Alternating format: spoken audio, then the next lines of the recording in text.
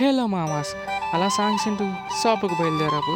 ఈలోపు మా అన్నలో ఉన్న శంకర్ బయటకు వచ్చేసాడు.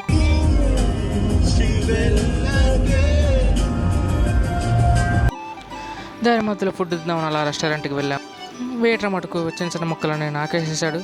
పెద్ద పెద్ద ముక్కలు అన్న మటుకు అన్నీకేసేసాడు. అన్న మటుకు ఫుల్ హ్యాపీ. అర్జున్ అన్న మటుకు ఎవరన్నా అడుగుతారని మొత్తం బరగా తినేసాడు స్పీడ్గా.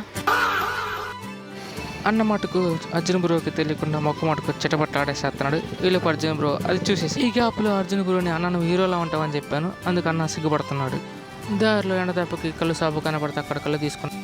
అక్కడి నుంచి మళ్ళీ సభకు బయలుదేరాం. ఇక్కడొసరికి చిన్న ఫైట్ జరుగుతూ ఉంది, అది చూస్తూ అలా ఉన్నాం. వాళ్ళ డాడీ మటు నిద్రపోతున్నాడు, అలా లేపేశాను. ఉలికి పడ్డాడు.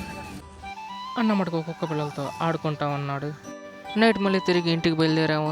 ఈలోపు ఆంటీ అడ్డొచ్చేసింది. ఆంటీ మటుకు మాకు ఆ రోడ్డుకి అస్సలు దారి ఇవ్వట్లేదు. ఇంక తర్వాత టీ కోసం కేఫ్కి వెళ్ళాము. అక్కడ టీ కోసం వెయిట్ చేస్తున్నాం. అన్న టీ తీసుకొని వెళ్తున్నాడు.